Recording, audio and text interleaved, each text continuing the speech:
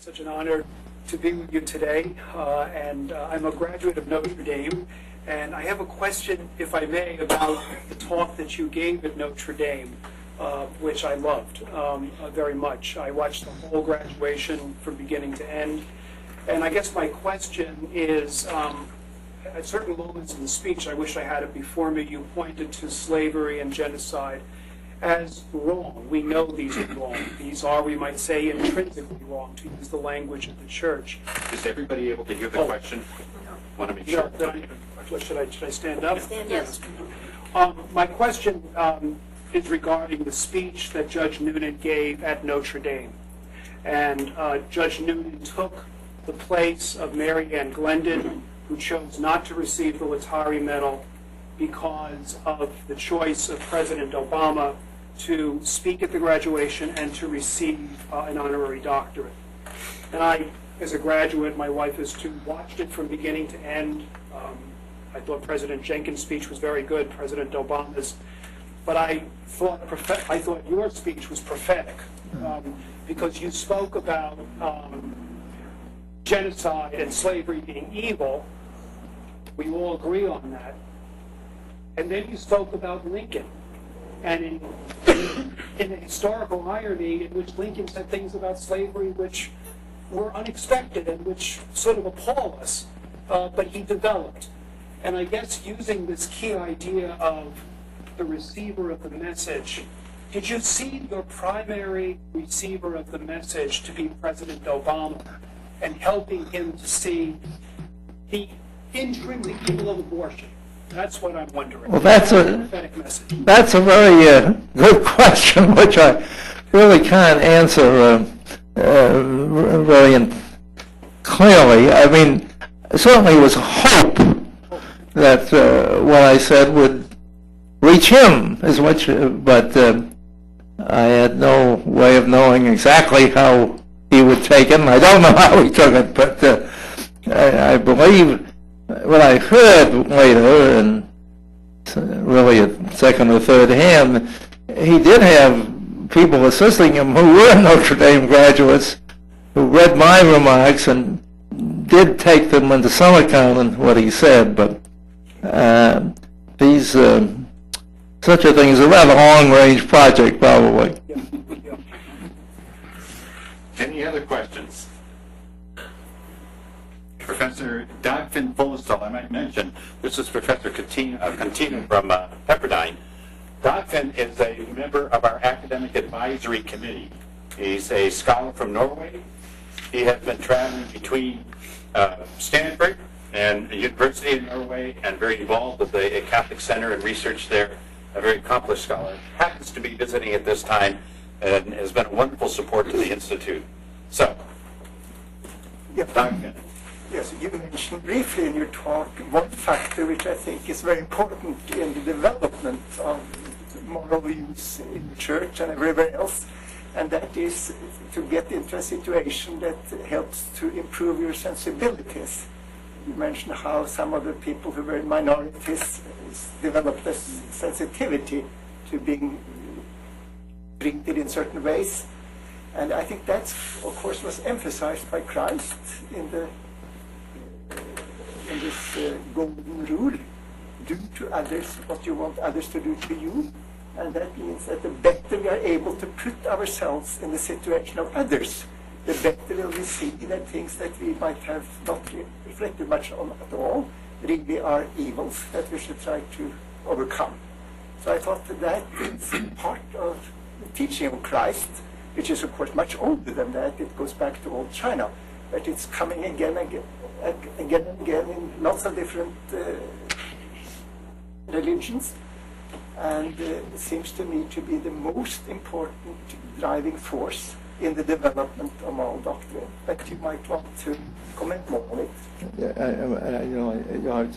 Basically, he said that it's very clear in the teaching of Jesus that he stressed the importance of treating others as you would want them to treat yourself, and that sensitivity, especially for the outcast and the poor and the sinner. Right. So that sensitivity was embedded in the New Testament teaching and example of Jesus, and that would be a factor.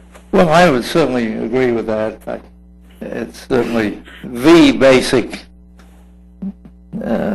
element. I constructed a little formula for the main elements that I think affect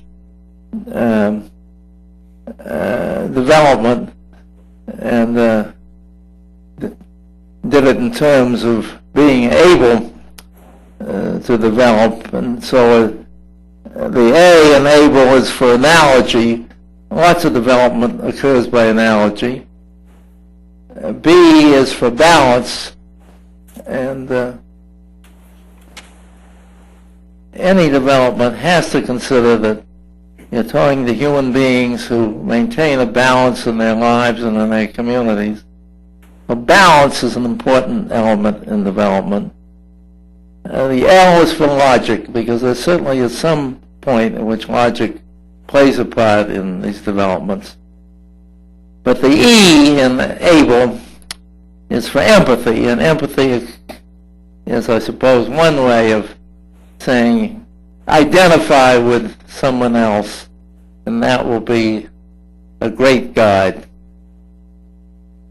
to the development of morals. Yes. In what role did economics play, do you think, in the church recognizing the evils of slavery? Because I think about the time that you were speaking, the changes were made, the Protestants were complaining about it, but wasn't that a time when the slave-holding nations and countries were having economic failures because to own a slave is to have the slave own you? It wasn't as economically productive as the trading nations. Well, I think slavery as an institution in the Western world, or countries influenced by the Western world, died out, partly for economic reasons, partly for moral reasons, in the course of the 19th century, as a result of war in the United States and as a result of emancipation in Brazil, and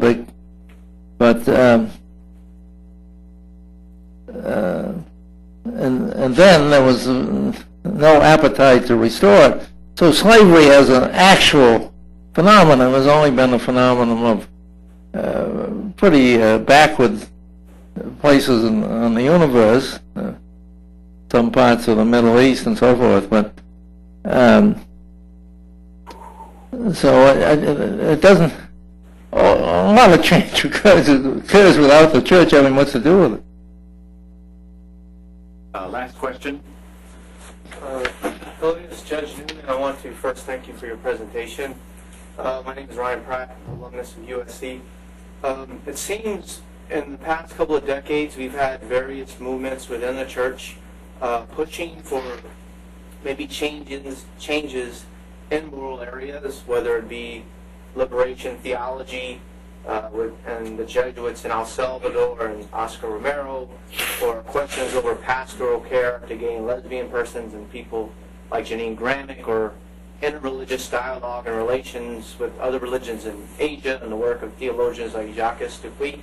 From your experience and what you survey, do you see any of these particular trends or movements or speakers on the fringe possibly down the road having an effect on the center of church teaching, on reforming, developing its understanding of moral teaching and moral certitude, and where we have to be open more greatly to the Spirit? In other words, which of these trends do you see might really affect the receivers 50 years down the road, 100 years down the road? Well, I certainly think that's a profound question, and at the same time think that I'm not the person to answer it, because I've tried to make my work so focused on history. It's much safer. And also it's what I'm competent to do. I'm not a prophet, and I find it very hard to prophesy. And I suppose if I got a concrete set of problems and started to work on it, I might develop some thoughts. But faced with all those uncertainties out there, I just have to say I'm not qualified. This is a very powerful note to end on. I'm not qualified. But he's not qualified, I'm prudent.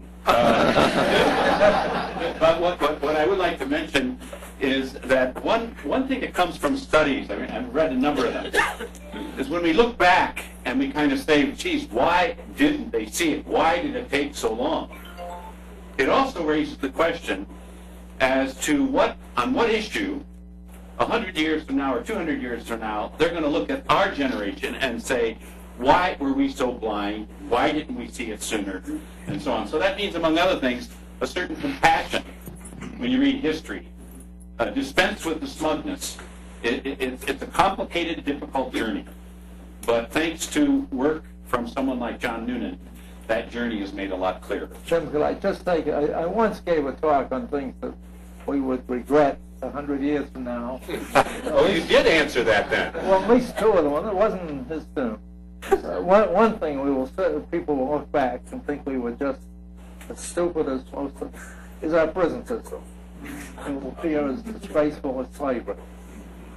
The other is the people we kill by automobile. They kill 50,000 people a year by automobile. Kill them? Ran them over? Deliberately? Knowing that was going to happen? Yes, they did 100 years ago. They'll say that. Those are two things we'll be blamed for.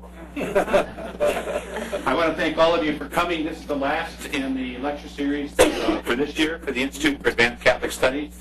If any of you would like to be on the email list, further announcements, things happening, and so on, it's right here. Forget the little note I left on the bottom, but please put your email list down there. We'll be glad to keep you in the loop. Again, thank you for coming. God bless you, and thank you, John.